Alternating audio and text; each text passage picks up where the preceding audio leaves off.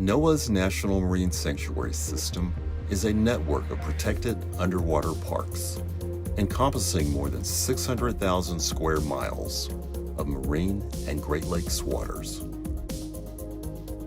Monterey Bay National Marine Sanctuary was added to the system in 1992 for resource protection, research, education,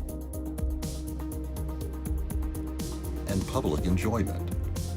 A world-renowned destination, the sanctuary is home to incredible wildlife you can experience, including magnificent giant whales, sea otters, seals, and shorebirds, and diverse ecosystems that support marine life, from rugged rocky tide pools to lush kelp forest, wave-swept beaches, deep underwater canyons, and tranquil estuaries.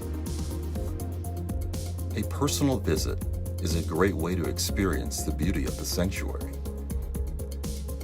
Try your hand at kayaking, fishing, tide pooling, or whale watching.